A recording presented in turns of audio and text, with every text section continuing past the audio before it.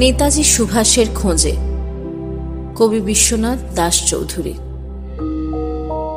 পৃথিবীর এ প্রান্ত থেকে ও প্রান্ত খুঁজে বেড়াচ্ছি কটকে জন্ম নেওয়া সেই বীর দেশপ্রেমিককে, যিনি আওয়াজ তুলেছিলেন দিল্লি চলো।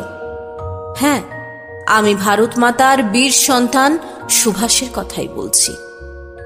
সরকারি উচ্চ পদের মোহ ত্যাগ করেছিলেন যিনি, ব্রিটিশ শক্তির নাগপাশ থেকে দেশকে উদ্ধার করার শপথ নিয়েছিলেন যিনি, আবেদন নিবেদন নয় বরং সশস্ত্র সংগ্রামে বিশ্বাসী ছিলেন যিনি, আমি সেই নেতাজি সুভাষকেই খুঁজে বেড়াচ্ছি।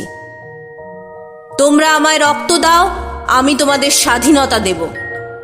বলতে পারো এই আওয়াজ তোলা বিপ্লবী এখন কোথায়?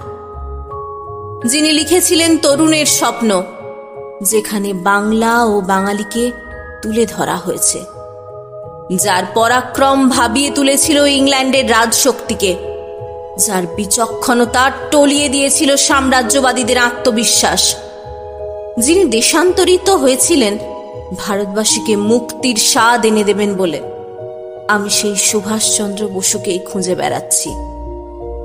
নেতাজি জয়ন্তীর দিনটি তো খুব ঘটা করে পালন করো তোমরা, প্রকাশ করো তোমাদের সুভাষ প্রেম, কিন্তু একটি বারের জন্যও তো নেতাজির সন্ধান চেয়ে মাঠে ময়দানে স্লোগান দাওনি।